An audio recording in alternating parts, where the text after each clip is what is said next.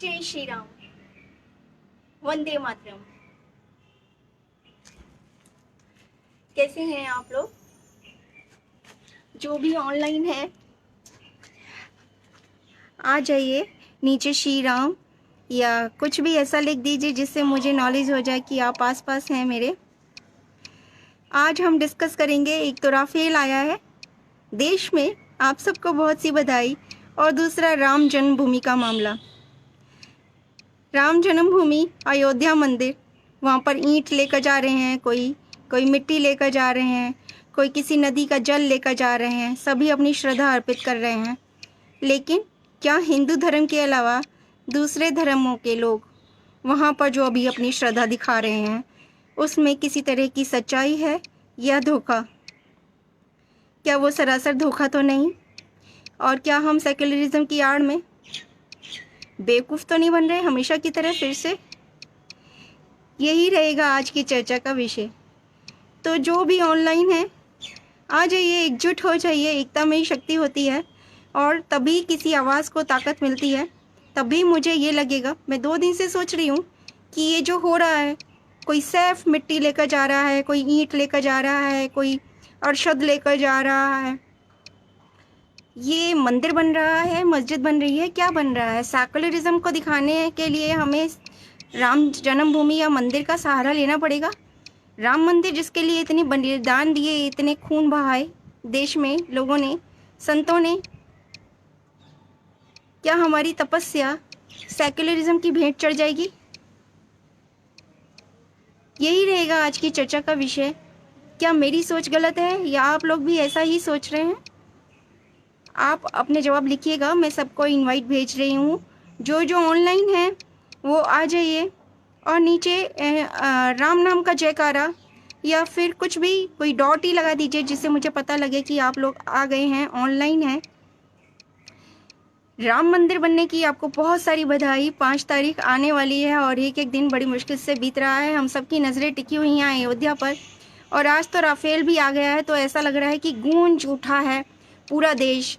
राम नाम के नारे से राफेल ने आकर जैसे कि हुंकार भर दी है कि देखिए भारत कितना ज़्यादा ताकतवर हो गया है, शक्ति आ गई है।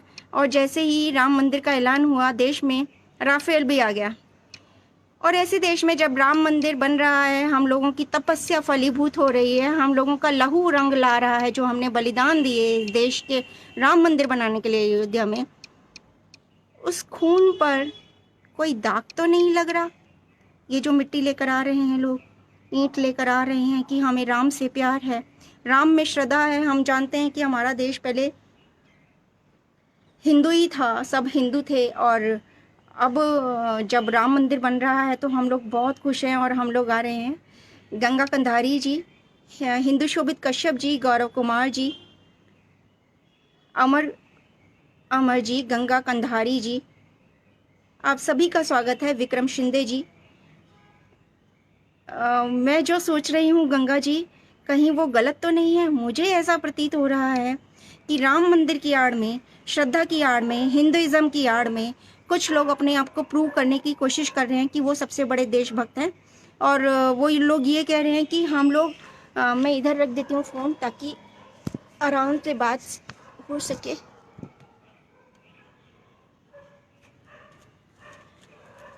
वो लोग ये कह रहे हैं कि हम लोग हिंदू ही हैं, हम जानते हैं कि भारतवर्ष पहले हिंदू ही देश था और हम सब हिंदू राष्ट्र की ही औलाद हैं और हमें राम में बहुत ज़्यादा विश्वास है, हम राम को बहुत मानते हैं, पूजते हैं। राम मंदिर बन रहा है, ये हमारे लिए श्रद्धा की बात है और हम अपने श्रद्धा सुमन अर्पित करने के लिए जन्मभूमि जा रहे हैं। अपने यहाँ की मिट्टी लेकर जा रहा है, कोई ईंट लेकर जा रहा है, किसी सैफ का नाम आ रहा है, किसी इमाम का नाम आ रहा है, किसी अरशद का नाम आ रहा है, किसी वारसी का नाम आ रहा है, इस तरह के नाम आ रहे हैं। तो आपको क्या लगता है कि धर्म की आड़ में अगर देश को एकता का जामा पहनाने की कोशिश की जा रही है, तो ये कोशिश तब कहाँ थी जब अयोध्या में खून बहा था? ये कोशिश तब कहाँ थी जब साधु सन्यासियों को मारा गया था? तब उनकी श्रद्धा नहीं जागी, तब उनका हिंदुत्व नहीं जागा, तब उनको ये पता नहीं लगा कि पहले भारत हिंदू देश था और उन्हें राम में भक्ति और श्रद्धा तब नहीं जागी तब क्यों नहीं आए? उन्होंने अपने मजहब के लोगों को तब इकट्ठा करके संबोधित क्यों नहीं करा कि आप आइए और ये हम सब एक ही भाई हैं, एक ही देश की मिट्टी से उपजे हैं, हम हिंदू मुस्लिम अलग नहीं हैं, आप हिंदुओं को क्यों मार रहे हैं, क्यों अनाचार कर रहे हैं, क्यों कोरोना वायरस फैलाया जा रहा है? तब मौलवियों को क्यों नहीं पकड़ा, क्यों नहीं टोका? तब तो हमने इनकी आवाज नहीं उठी सुनाई दी। जब ये जो मिट्टी लेकर आ रहे हैं या ईंट लेकर आ रहे हैं राम नाम लिखकर, कोई राम के ननिहाल से ला रहा है, कोई उसकी ससुराल से ला रहा है, तब तो इन्होंने कह दिया था कि हमें यही नहीं लगता कि राम कभी थे भी, राम के अस्तित्व को ही नकार दिया था। तब क्यों नहीं इनकी आवाज सुनी? अब ये जो आवाज गुंजायमान हो रही है, जोर शोर से उठ रही है, मीडिया तक में आ रही है, इस बात को सुर्खियों में छापा जाएगा कि अयोध्या की नींव रखने में एक ईंट किसी सैफ ने रखी थी। ये अपने आप को साबित करने के लिए कि देखिए हिंदुस्तान में तो बहुत बढ़िया भाईचारा है, शांति है, सब एक दूसरे को चाहते हैं, और ऊपर से तर्क ये भी दिया जा रहा है कि दूसरे देश ये सोच रहे हैं कि भारत में तो अशांति है, धर्म के नाम पर विवाद हो रहे हैं, नाम पर देशवासियों को, हिंदुओं को मारा जा रहा था। तब कहाँ थी जब कश्मीर में लाखों हिंदुओं को, पंडितों को मारा गया? तब कहाँ थी? तब इनकी कोई आवाज नहीं उठी। तब इन्होंने अपने मजहब के लोगों को इकट्ठा क्यों नहीं करा? मैं इन पर उंगली नहीं उठा रही, मैं इनकी श्रद्धा पर उंगली नहीं उठा रही, मैं मानती हूँ कि इनमें बहुत बड़ी श्रद्धा है, लेकिन अपनी श्रद्धा को दिखाने का सबसे अच्छा तरीका तब होता जब हिंदू मर रहे थे, तब ये संबोधित करते। जब हिंदू मर रहे थे पूरे अपने मजहब के लोगों को संबोधित करते, उनसे ये कहते कि आप हिंदुओं को क्यों निशाना बना रहे हैं, हिंदू मुस्लिम एक हैं। तब क्यों नहीं इन्होंने आवाज उठाई? यहाँ जाकर मुझे लगता है कि इनकी श्रद्धा में श्रद्धा नहीं है, ये सिर्फ एक दिखावा है, एक चाल है, एक जिहाद है, सुप्त जिहाद। जब इन्होंने जिहाद के नाम पर हिंदुओं को मरने दिया तब क्यों नहीं आगे आए? राम में श्रद्धा दिखाने के लिए सिर्फ एक यही इन्होंने क्यों चुना कि राम मंदिर की नींव में इनकी ईंट रखी जाए, इनके हाथ से ईंट रखी जाए? अगर ये अपनी श्रद्धा दिखाते राम नाम में, हिंदुइज्म में, हिंदुस्तान में, हिंदू की संस्कृति में, सभ्यता में, ये दिखाने के लिए कि मुसलमानों का उद्गम भी हिंदुओं से ही हुआ है, इनके पूर्वज भी हिंदू ही थे, जो अब ये दिखा रहे हैं, इन्होंने तब हर मौके पर क्यों नहीं दिखाया? पूछिए इनसे, मैं जवाब मांगती हूँ। मैं इनकी श्रद्धा को नकार नहीं रही, मैं इनकी श्रद्धा को और मान दूंगी, सर माथे पर चढ़ाऊंगी, लेकिन तब हमने इनकी आवाज क्यों नहीं सुनी? जब हिंदुओं पर अत्याचार हो रहा था, हिंदुओं को मारा जा रहा था, 84 के दंगों में सिखों को मारा गया, तब कहाँ थे ये? अयोध्या में कितनी खून की नदियां बही, तब ये मुसलमान चिल्ला रहे थे, बाबरी मस्जिद चिल्ला रहे थे, तब हिंदू मुस्लिम एकता कहाँ थी? तब राम नाम की श्रद्धा कहाँ थी?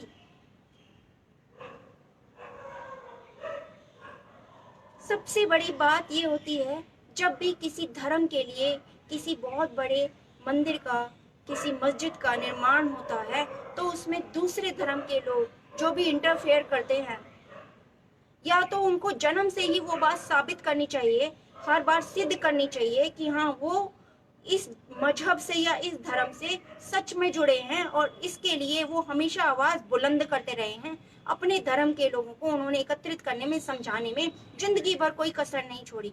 लेकिन कोई एकदम से कुक्कर मुत्ते की तरह कोई उगाता है, एकदम से उगाता है कि मेरा नाम सैफ है या मेरा नाम अरशद है, मेरे में राम के लिए बहुत श्रद्धा है, भक्ति है, हिंदुस्तान को मैं बहुत मानता हूँ, और मैं ये जानता हूँ कि मेरे पूर्वज हिंदुओं की नस्ल से ही हैं। वो एक बात कहने की जरूरत नहीं होती, अगर आप शुरू से मानते हैं तो वो बात अपने आप सिद्ध होती है। अगर बात में वजन होता है तो बात अपने आप सिद्ध हो जाती है, उसको सिद्ध नहीं करना पड़ता। क्या कहते हैं आप? क्या आपको इसमें एक सोया हुआ जिहाद नहीं दिख रहा? क्या आपको इसके अंदर कोई चाल नजर नहीं आ रही कि राम मंदिर का नाम जब जब लिया जाएगा शाश्वत रहेगा ये मंदिर?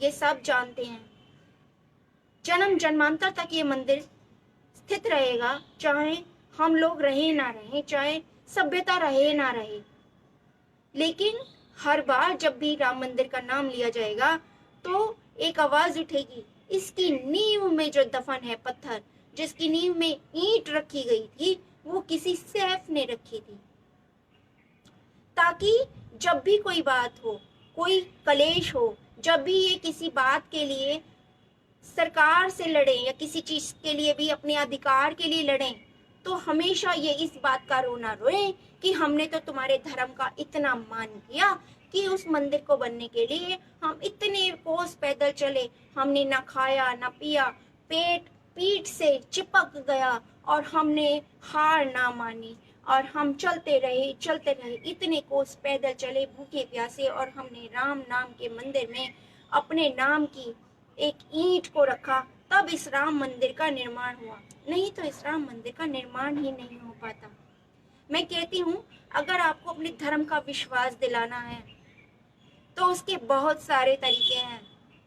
जब दो धर्म के लोग आपस में किसी भी बात पर लड़ रहे होते हैं तो अपने मजहब के लोगों को इकट्ठा करके उनको संबोधन किया जाए कि देखिए, हमारे मजहब को दूसरे मजहब के साथ लड़ने का कोई अधिकार नहीं, और खासकर हिंदुओं से, क्योंकि हम हिंदुस्तान में रहते हैं और हमारे पूर्वजों की उत्पत्ति हिंदुओं से हुई। तब बोलेंगे, तब हम इनको खुद बुलाएंगे, इनवाइट करेंगे कि आप आइए और राम मंदिर की नींव में अपने नाम की अपने हाथ से ईंट रखिए। क्यों नहीं हमने बुलाया? क्योंकि इनके अंदर खोट था। अगर खोट ना होता तो हर जगह ये सामने आते, राम मंदिर बनने के नाम पर सामने नहीं आते। और सबसे बड़ा खोट तो हमारे तंत्र में है, हमारे प्रशासन में है। अगर उसको हर जगह ये दिखाना है कि हम इस देश में सब मिलजुल कर रहते हैं, हमारा आपस में भाईचारा है, तो वो भाईचारा जब संविधान जहाँ पर बनता है, जहाँ पर संसद भवन बनता है, जब वहाँ पर ईंट रखी जाती है, तब दिखाएं वो भाईचारा, ताकि हर मजहब के लोगों को ये लगे, उनको महसूस हो, उनके दिल में ये बात छप जाए कि इस संसद भवन में, इस संविधान में उनको भी फॉलो करना है। ये संविधान, ये रूल पूरे भारतवर्ष में लागू होंगे। कोई राज्य ऐसा नहीं बनेगा जहां पर इस संविधान को पालन ना किया जाए, किसी की हिम्मत भी ना हो, कोई कोशिश भी ना करे, वहां पर सेक्युलरिज्म लाया जाए। किसी धर्म के मंदिर, मस्जिद, गुरुद्वारे, इसको बनाने के लिए सेक्युलरिज्म दिखाने की कोई जरूरत नहीं, क्योंकि कोई भी अगर आएगा दूसरे मजहब से, वो सिर्फ उसकी भव्यता को निहारने आएगा, उसकी सुंदरता को देखने आएगा, और that is very much welcome. हम उसका बहुत स्वागत करते हैं, लेकिन उसे धर्म का कुछ भी ज्ञान नहीं होगा, उस धर्म को वो दिल से नहीं मानेगा, क्योंकि उसके अपने मजहब में दूसरे धर्म को काफिर कहने की स्वतंत्रता है। उसके धर्म में दूसरे धर्म के लोगों को काफिर कहकर अपमान किया जाता है। उनकी किताबों में साफ साफ लिखा है कि काफिर तुम्हारे दुश्मन हैं। अगर ऐसे लोगों को अपने धर्म स्थान पर आप उसके निर्माण में सहयोग करने का अवसर देते हैं, तो आप अपने धर्म के ऊपर, नींव के ऊपर कुल्हाड़ी मार रहे हैं। आप खुद अपने धर्म से जुड़े हुए नहीं। धर्म हमें आपस में जोड़ता है। इसका मतलब ये नहीं कि हर जगह भाईचारा और सेक्युलरिज्म दिखाया जाए। सेक्युलरिज्म दिखाना है तो उस जगह दिखाएं जहां पर सड़क का निर्माण हो रहा है, वहां पर दिखाएं। तब दूसरे मजहब के लोगों से भी वहां पर ईंट और रोड़ी लगवाई जाए, ताकि उस सड़क से जो भी वाहन गुजरे, जो भी लोग गुजरे, यहाँ से जो भी ट्रैफिक गुजरे, वो उसका सम्मान करें।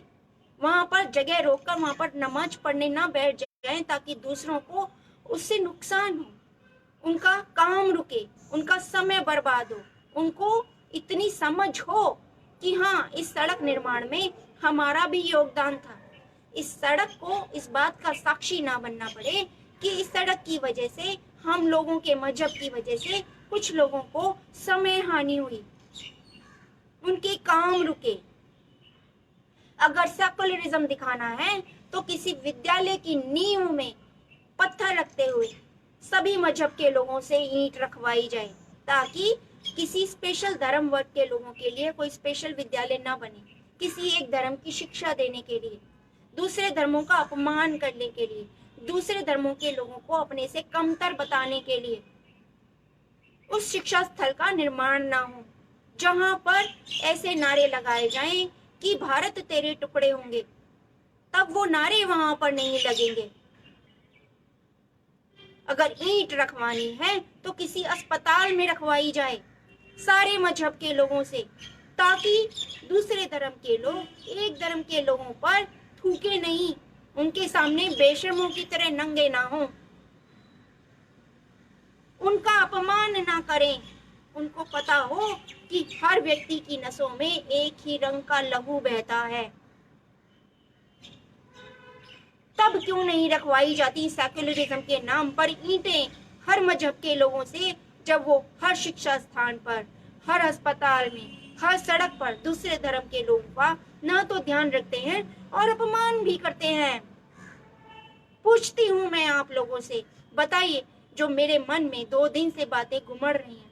मैं कल भी लाइव आना चाहती थी, लेकिन बहुत परेशान हुआ मेरा मन, ये देखकर, ये पढ़कर, ये सुनकर कि कोई सैफ है और वो राम के ननकाने से, श्री राम के ननकाने से एक ईंट लेकर आ रहा है और वो ईंट अयोध्या मंदिर की नींव में रखी जाएगी। उसको अनुमति देने वाला कोई होता कौन है? किसी ने हिंदुओं से पूछा, उन लोगों से पूछा जिनके पुरखों ने, जिनके भाइयों ने, जिनके पिता ने अयोध्या मंदिर के निर्माण के लिए अपनी जान दे दी। वो अपने जीवन में अयोध्या मंदिर का निर्माण, राम का मंदिर का निर्माण नहीं देख पाए। उसके लिए खून बहा दिया, लाठियां सही, जला दिया गया लोगों को।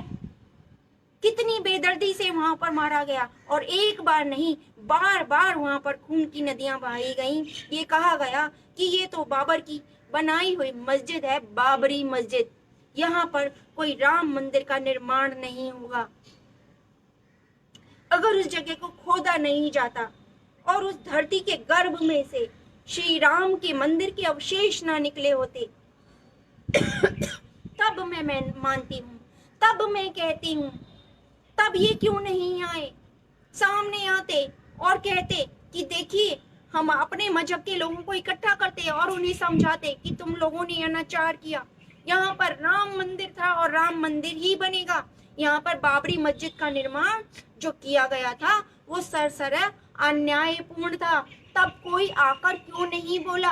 और अगर बोला तो मैंने क्यों नहीं सुना? क्या मेरे कान खराब हैं या मेरी आंखों ने देखना बंद कर दिया? क्या आपने सुना? जब राम मंदिर के अवशेष मिले उसके बाद भी कोई माई का लाल आके खड़ा नहीं हुआ। किसी मजहब का, हिंदू धर्म को छोड़कर किसी मजहब का कोई भी व्यक्ति आकर वहां पर खड़ा हुआ हो, या कोई उनका नेता आके खड़ा हुआ हो जो अपने मजहब को सपोर्ट करता हो, जो अपने मजहब का नेता हो, कोई लीडर हो या कोई आम व्यक्ति हो, तब क्यों नहीं आया? क्यों नहीं अनाउंसमेंट की? क्यों नहीं झंडे गाड़े राम नाम के? यह सारी श्रद्धा अभी राम मंदिर बन रहा है तभी उपजी, तभी उमड़ के रही? क्यों? पहले ये श्रद्धा सो रही थी या प्रसिद्धि का इंतजार कर रही थी, या कोई स्लीपिंग जिहाद था, सुप्त जिहाद कि राम मंदिर बने उस वक्त उसमें अपने हाथ से ईंट रखी जाए। जब भी हमें अपने अधिकारों की लड़ाई, नाजायज अधिकारों के लिए लड़ाई लड़नी हो, तब हम ये कहें कि हम तो पैदल चलकर उनके ननकाने से ईंट अपने सर पर रखकर आए, भूखे प्यासे पैदल चलकर, पैरों में छाले पड़े हमारे, हमारा पेट हमारी कमर से चिपक गया, लेकिन हमने हिम्मत नहीं हारी। हम चलते रहे, क्योंकि राम को हम मानते हैं, हम पूछते हैं, राम में हमारी बहुत श्रद्धा है और हम उन्हीं के पूर्वज हैं। तब क्यों नहीं बोले वो जब खून बहा था? बताइए, श्रद्धा देने के लिए, श्रद्धा लेने के लिए सिर्फ प्रसिद्धि की जरूरत पड़ती है? नहीं। कुछ लोग अपना फ्यूचर सामने देखते हुए चलते हैं, दूरदर्शी होते हैं। वो जानते हैं कल को अगर हमें अपने नाजायज अधिकारों के लिए कोई लड़ाई लड़नी पड़ी, लड़ाई क्या लड़नी पड़ी, मनमानी करनी पड़ी, तो हम इस बात का सहारा लेंगे और ये सहारा हमेशा की तरह फ्रूटफुल होगा, सक्सेस होगा। इसकी सफलता की दर कभी भी नेगेटिव में तो हो ही नहीं सकती, क्योंकि धर्म के नाम पर, सेकुलरिज्म के नाम पर हमेशा से ही इस देश में अनाचार हुआ है, होगा, जब तक इस देश से सेकुलरिज्म नहीं हटेगा और हम अपने मंदिरों के नाम पर, अपने धर्म के नाम पर, अपने हिंदुइज्म के नाम पर, अपने देश के नाम पर इस तरह का कोई भी अनाचार बिल्कुल नहीं होने देंगे। खासकर राम जन्मभूमि में तो बिल्कुल भी नहीं, चाहे हमें फिर से एक बार और खून की दरिया क्यों ना बहानी पड़े। कौन कौन तैयार है अपने सर कटाने के लिए? राम के नाम पर खून बहाने पर आपको स्वर्ग मिलेगा,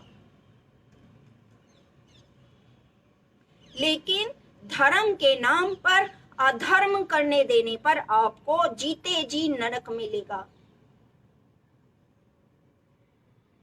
या तो आप धर्म से नाता तोड़ लीजिए, आप अपने आप को समझा दीजिए कि हम किसी धर्म को नहीं मानते, हम अधर्मी हैं, हमें कोई फर्क नहीं पड़ता कुछ भी हो धर्म के नाम पर, या साबित कीजिए कि आप धर्मात्मा हैं।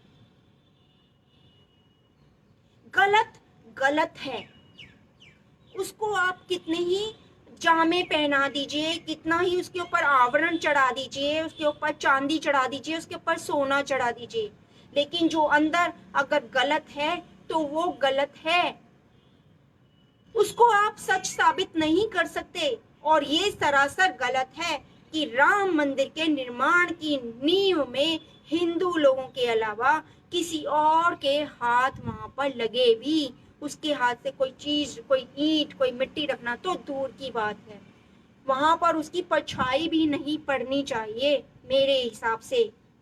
क्या आपने सुना मक्का मदीना में कोई हिंदू गया? वहां तक कोई हिंदू जा भी नहीं सकता। जब भारत सरकार फुल सब्सिडी देती थी तब भी नहीं जा सकता था। सब्सिडी देने वाला, उन लोगों को वहां तक पहुंचाने वाला भी वहां तक नहीं जा सकता था, चाहे वो देश का राष्ट्रपति ही क्यों ना हो। तो फिर हम अपने मंदिर के निर्माण में इन लोगों से अपनी ईंट क्यों रखने देंगे? अगर इन्हें, हमें अपने आप को अपना भाई साबित करना है, हमें अपना साबित करना है, हिंदुस्तानी साबित करना है, हिंदू रक्षक साबित करना है, राम का सेवक साबित करना है, उसके बहुत सारे तरीके हैं। सिर्फ यही तरीका क्यों? क्यों सिर्फ यही तरीका? इस क्यों का जवाब सिर्फ और सिर्फ यही है, सिर्फ एक जवाब है, सुप्त जिहाद। अपने नाजायज अधिकारों को मनमाने तरीके से हासिल करने के लिए एक ईंट का पत्थर रखना बहुत ज्यादा जरूरी है। इनके सारी नाजायज मांगे तुरंत मांग ली जाएंगी, तुरंत उनको कह दिया जाएगा ठीक है दिया, सिर्फ यही बात बोलते ही कि हमने ये किया था। कानून अंधा होता है, मैं कहती हूँ धर्म भी अंधा होता है। धर्म की आंखें नहीं होती, धर्म की आत्मा होती है। धर्म के कान नहीं होते, उसकी कोई इंद्रियां नहीं होती, वो सिर्फ आत्मा होती है।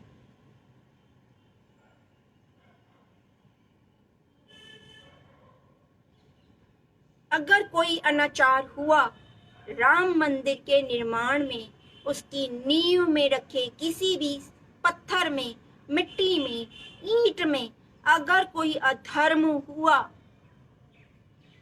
तो हमें पूरी जिंदगी उसका अफसोस रहेगा, हमारे आने वाली पीढ़ियों को भी उसका अफसोस रहेगा। तो इस बात का पूरा पूरा ध्यान रखें। हमारे माननीय नेता, हमारे प्रशासन, हमारी प्रधानमंत्री भी हमारी भावनाओं को चोट ना पहुंचाएं। धर्म के नाम पर भाईचारा सिद्ध करने के लिए सेकुलरिज्म को अगर आप सिद्ध करना ही चाहते हैं, उसके और बहुत सारे तरीके मैंने आपको सुझाए हैं। आप संसद भवन में एक प्राण प्रतिष्ठा करवाइए इनसे, एक ईंट रखवाकर, ताकि एक ही संविधान देश में लागू रहे। धारा 370 जो हमें खत्म करनी पड़ी श्रीनगर से, ऐसी नौबत ही ना आए। और अभी इस समय भी ऐसे बहुत से राज्य हैं, जी हाँ, इस समय भी सुप्त रूप से देश में बहुत सारे ऐसे राज्य हैं जहां पर कहने को तो भारत का संविधान है, लेकिन संविधान की नहीं चलती। संविधान का जो मंदिर है संसद भवन, वहां पर सेकुलरिज्म के नाम पर हर मजहब से ईंट रखवाई जाए। यही है इसका निदान। हर शिक्षा के मंदिर में, जो विद्यालय होते हैं वो भी मंदिर होते हैं, शिक्षा के हर मंदिर के निर्माण में उसकी जो नींव रखी जाए, उसमें वहां पर प्राण प्रतिष्ठा के समय इन लोगों से, सब मजहब के लोगों से ईंट रखवाई जाए, ताकि वहां पर अखंड भारत के ही नारे लगे। भारत तेरे टुकड़े होंगे, ऐसे नारे ना लगे। जो अस्पताल होता है, वहां पर जो डॉक्टर होते हैं, उनको हम प्रभु कहते हैं, भगवान कहते हैं। हाथ जोड़ते हैं, अगर वो हमारे किसी परिजन का इलाज कर देते हैं, उसे सुरक्षित कर देते हैं, उसकी जान को जोखिम से बाहर निकाल देते हैं, हम उनके चरण स्पर्श करते हैं, उनको कहते हैं डॉक्टर साहब आप हमारे लिए भगवान हैं। अगर डॉक्टर भगवान है तो अस्पताल भी एक मंदिर है, मानते हैं? तो हर अस्पताल की, किसी भी अस्पताल की जब नींव रखी जाए, तब इन लोगों से, हर मजहब के लोगों से वहां पर बुलाकर उनसे वहां पर ईंट रखवाई जाए। उससे होगा ये कि जो हमने अभी कोरोना में देखा, मौलवियों ने ना सिर्फ थूका इन भगवानों के ऊपर, नर्सों के ऊपर, डॉक्टरों के ऊपर, बल्कि अपनी बेशर्मी दिखाई, अपनी नग्नता दिखाई, अपना मजहब दिखाया, अपना धर्म दिखाया। तब देखा हमने वो धर्म, वो था इनका धर्म। अगर इनका वो धर्म था तो ऐसे धर्म के लोगों से आप अयोध्या मंदिर में नींव में इनसे ईंट रखवाएंगे? क्या आप चाहते हैं कि उस राम मंदिर में भी ऐसा ही नंगा नाच नाचा जाए? क्या आप चाहते हैं कि उस अयोध्या के मंदिर में भी हम लोगों के मुंह पर थूका जाए? कोरोना वॉरियर्स के नाम पर फूल बरसाए हमारी सरकार ने, आसमान से फूलों की वर्षा हुई, हम लोगों ने उनके लिए शांति गीत गाए, हाथ जोड़े, उनकी मेहरबानी को सर माथे पर रखा। और इन लोगों ने क्या किया? उन लोगों के साथ उन्हें अपना शिकार बनाने की कोशिश की, उनके सामने नग्नता का नंगा नाच खेला। क्या वो उचित था? हमारा कोई भी आचरण हमारे धर्म का प्रचार करता है, प्रसार करता है। हमें अपने धर्म का प्रचार प्रसार करने के लिए कहीं पर कोई प्रवचन देने की जरूरत नहीं है कि बाहर से इतने मौलवी आए कि देश में धर्म का प्रचार करने आए। हमारे खुद के आचरण हमारे धर्म का प्रचार और प्रसार करने के लिए काफी होते हैं। धर्म में शक्ति होनी चाहिए। और तुम्हारे अगर आचरण ऐसे हैं कि तुम दूसरों पर थूकते हो, तुम सड़कों को ब्लॉक करके वहां पर नमाज पढ़ते हो, मस्जिदें काहे को बनाते हो, अगर तुम इस तरह अपने धर्म का, अपने आचरण का प्रचार प्रसार करते हो, तो तुम्हें दूसरे प्रचार प्रसार की जरूरत ही नहीं। हर व्यक्ति, हर धर्म का व्यक्ति, मैं तो कहती हूँ हर हिंदू भी अपने धर्म का प्रचार और प्रसार अपने आचरण से करता है। उसे किसी प्रचार और प्रसार और प्रवचन की कतई जरूरत नहीं है। उसे अपने आचरण में इतनी शुद्धता रखनी चाहिए कि उसका धर्म चीख चीख कर लोगों को संबोधित करते हुए बताए कि देखिए इसे कहते हैं धर्म, इसे कहते हैं हिंदू धर्म, ये होता है धर्म।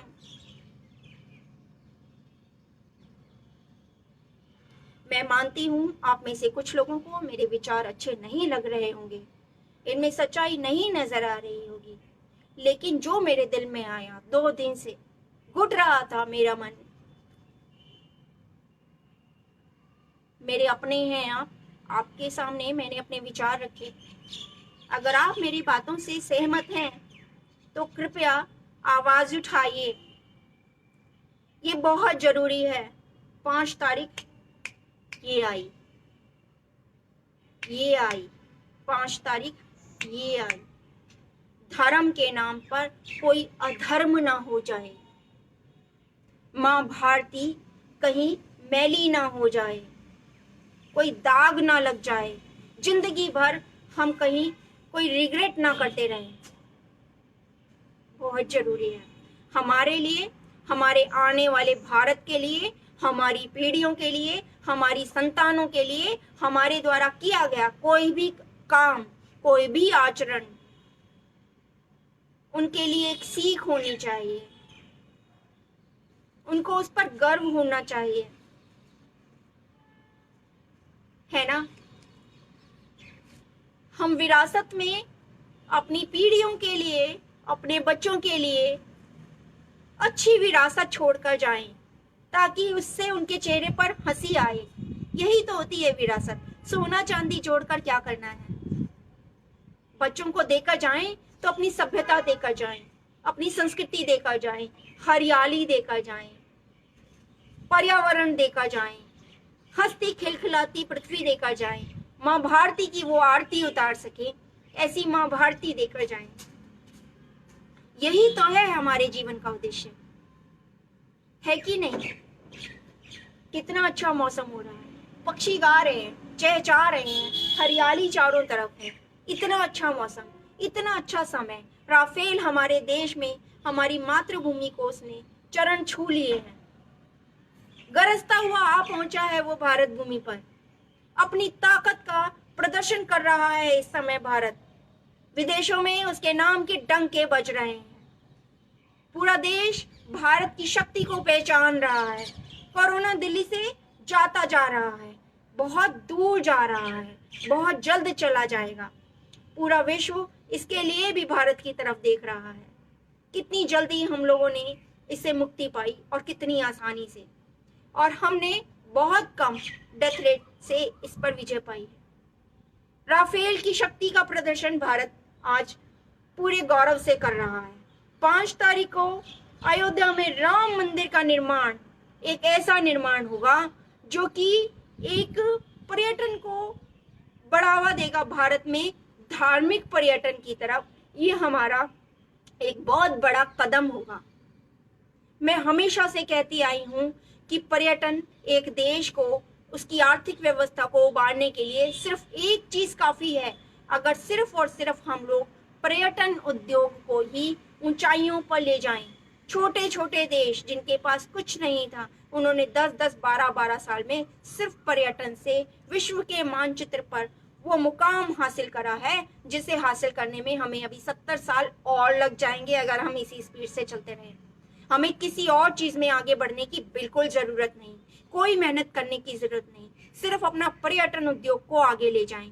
सुरक्षा, सफाई और व्यवस्था, इसके बल पर हम पर्यटन के क्षेत्र में इतना आगे बढ़ सकते हैं, क्योंकि भारतवर्ष में देखने और दिखाने को बहुत कुछ है।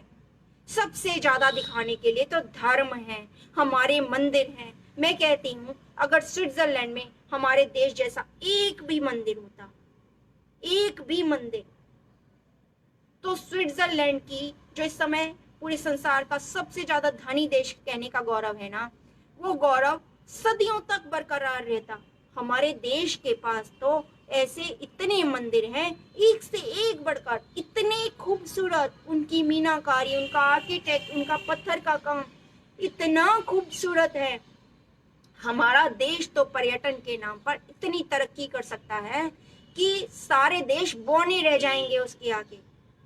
सिर्फ सुरक्षा, सफाई और व्यवस्था, इसके बलबूते पर हम पर्यटन उद्योग भारत में विकसित कर सकते हैं, और देश ये सारी आर्थिक तंगी को भूलकर बहुत आगे बढ़ सकता है। आपका टैक्स ज़ीरो हो सकता है। जी हाँ, अभी आप टैक्स के नाम पर रो रहे हैं, बिजली पानी के दामों के लिए रो रहे हैं, सरकार से रो रहे हैं, लड़ाई कर रहे हैं।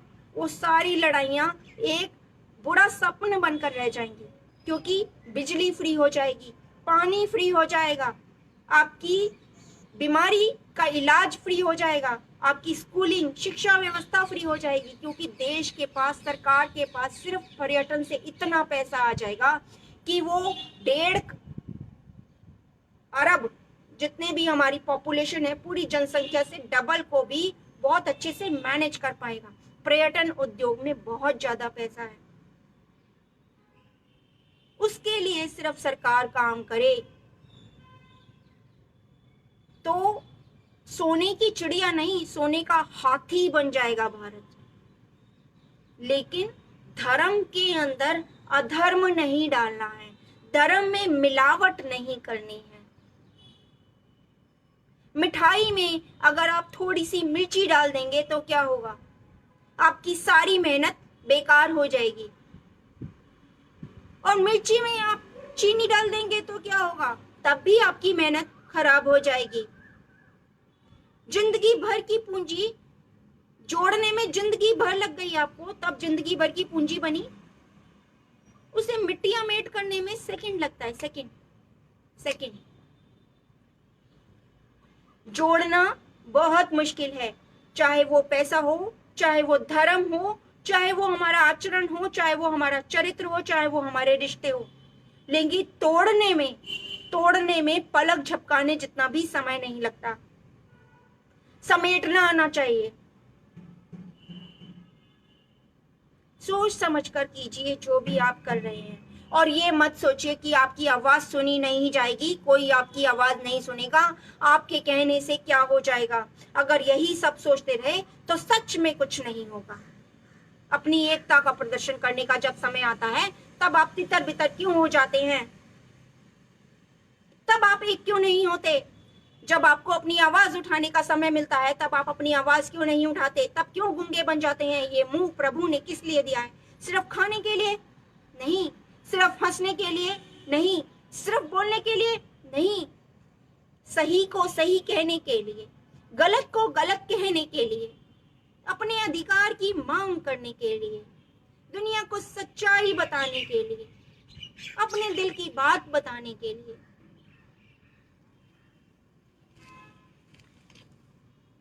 बहुत सारे लोग जुड़े हुए हैं, मैं सबका नाम भी नहीं ले पाई हूँ।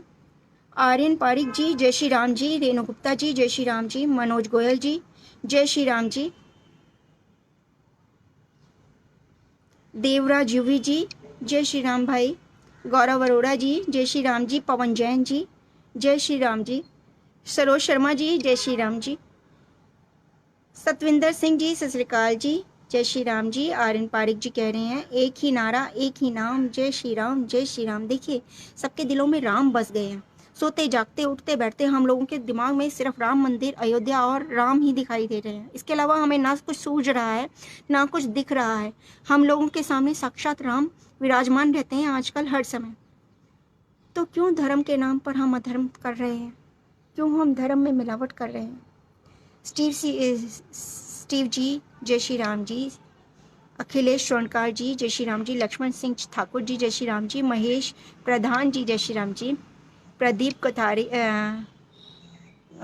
कोतनाला जी, प्रदीप जी, जय श्री राम जी।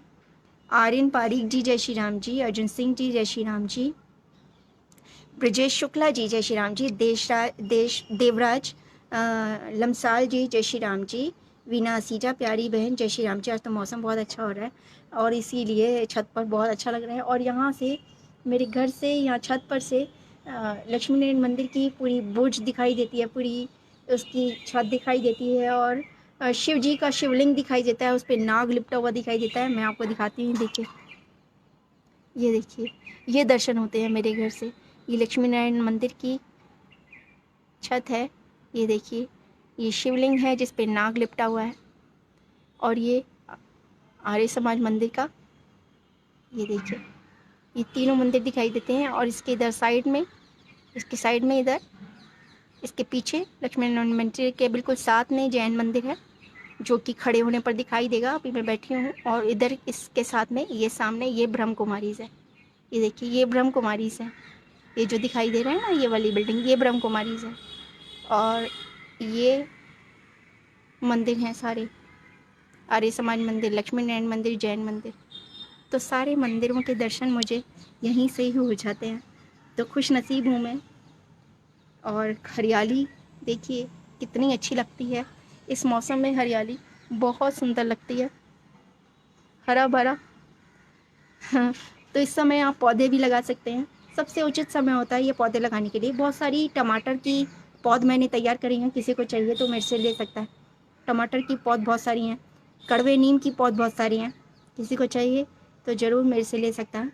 नरेश शर्मा जी जय श्री राम जी, विनोद प्रकाश जी जय श्री राम जी, बलवंत सिंह जी जय श्री राम जी, कुसुमपाल जी जय श्री राम जी, अविनाश जैन जी जय जिनेन्द्र जी जय श्री राम जी, मोहनजीत कौर जी सत श्री अकाल जी जय श्री राम जी, राकेश हुडा जी जय श्री राम जी, नीरज श्रीवास्तव जी जय श्री राम जी, अजय पाठक जी जय श्री राम जी, धर्मेंद्र अग्रवाल जी मेरे प्यारे भाई जय श्री राम।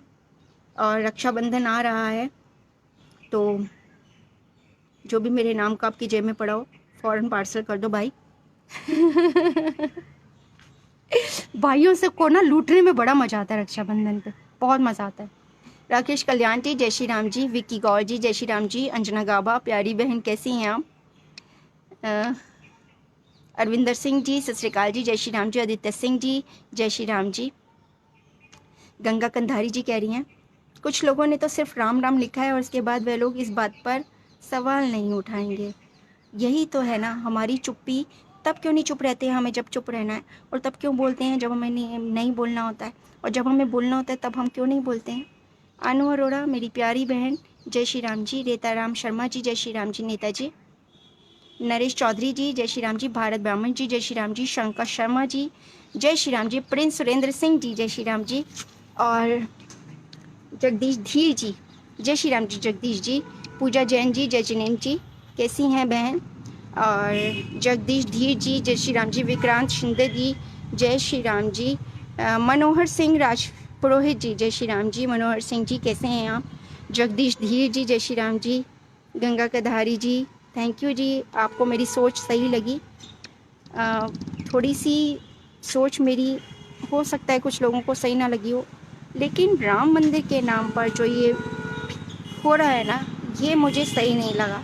शंकर सहारा जी जय श्री राम जी, मैं भी मानती हूँ कि सब भाई हैं, सब मिलजुल कर रहना चाहिए, लेकिन अपना भाईचारा हम लोगों को सिर्फ यहीं क्यों दिखाना है, ये बात चुभ रही है। अगर आपको भी गलत लग रहा हो तो नीचे कमेंट में ज़रूर लिखिएगा, इसको वायरल कीजिए ताकि और लोगों के मन भी अगर ये विचार आ रहा हो। लेकिन कई बार ऐसा होता है कि हमारे मन में विचार आता है और हम लोग चुप रहते हैं, आवाज़ को उठाते नहीं, और वो उठा नहीं पा रहे हो तो कृपया इसको वायरल कीजिए ताकि जिसके मन में भी ये विचार आ रहा हो, 5 तारीख ये आ रही है, बहुत जल्द आ रही है, उससे पहले ही हम कुछ ऐसा बुलंद कर दें अपनी आवाज़ को कि ऐसा कोई भी नाजायज़ काम ना हो राम मंदिर की नींव में।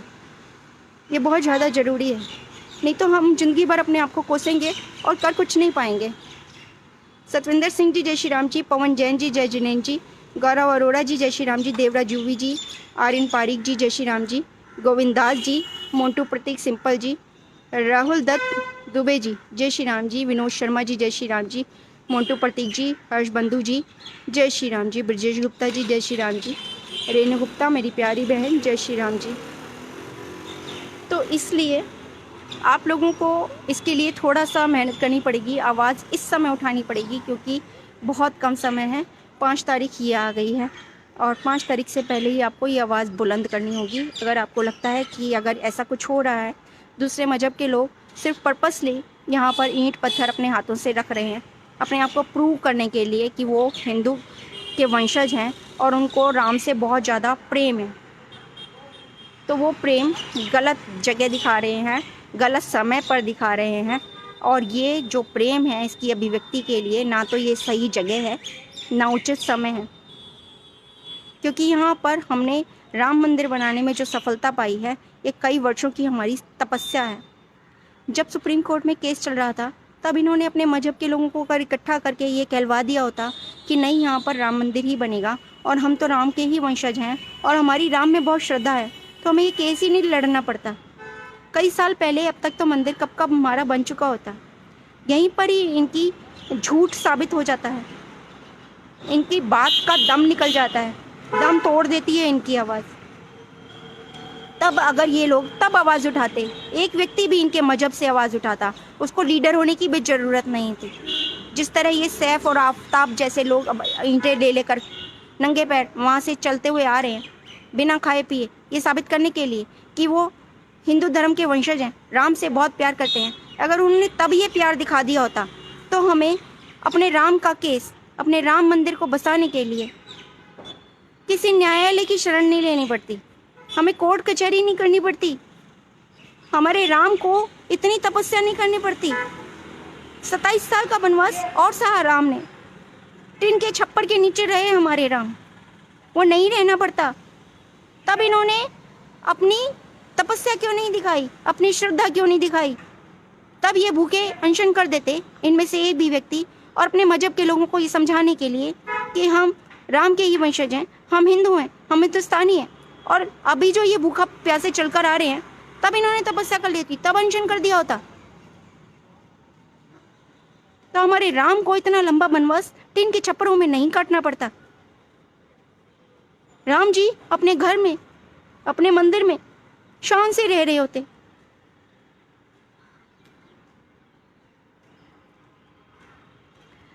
क्या कहूँ, दिल भर आता है। यही सच्चाई है और ये सच्चाई हमें दुनिया के सामने लानी बहुत ज़्यादा ज़रूरी है। वर्षा तिवारी, प्यारी बहन, जय श्री राम जी। बहुत सारे लोगों के मन में ये विचार ज़रूर आया होगा जो मेरे मन में आ रहे हैं, घुट रहा है, और मैं आपसे अपने मन की बात कह रही हूँ, खुल कर कह रही हूँ, क्योंकि आप मेरा परिवार हैं। आपसे नहीं कहूँगी तो किससे कहूँगी? लेकिन बहुत सारे लोग, आप लोग नहीं कह पा रहे हैं या नहीं कह पाए, आपको ऐसा लगा कि आपके कहने से क्या होगा, तो एक बार ये भड़ास निकाल लीजिए, ताकि आपके मन में ये रिग्रेशन ना रहे कि काश हमने आवाज़ उठाई होती और कुछ हो जाता। दलदल में एक आदमी गिरता है, अपने आप को बचाने के लिए हाथ पैर मारता है। उसे पता है कि अगर मैं इतने हाथ पैर मारूंगा, हो सकता है मैं दलदल में और फंस जाऊं, लेकिन वो तब भी मारता है, मरते दम तक मारता है, ताकि उसकी चीख कोई सुन ले, कोई उसकी आवाज़ सुन ले और उसे बचा ले। मरता व्यक्ति जिस तरह अपने हाथ पैर मारता है, पूरी कोशिश करता है, जान लगा देता है, वही कोशिश आपको करनी है। आपको अपनी आवाज़, मेरी आवाज़ जन जन तक पहुंचानी है। 5 तारीख से पहले पहुंचानी है, कोई अधर्म ना हो जाए। इतना ही कहना था। राजेंद्र सिंह जी, जय श्री राम जी। सत श्री अकाल जी। राजेश वर्मा जी, जय श्री राम जी।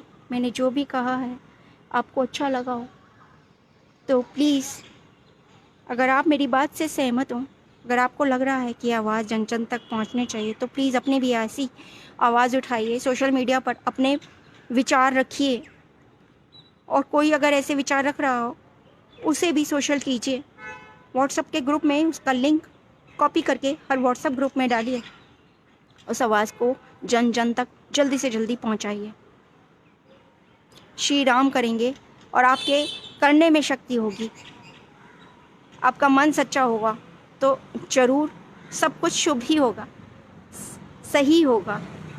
मौसम बहुत अच्छा हो रहा है और पतंग उड़ाइए, खुशियाँ मनाइए, राम जन्म की, मंदिर की, राम के मंदिर बनने की, फिर से राम जन्म हो रहा है मेरे हिसाब से तो।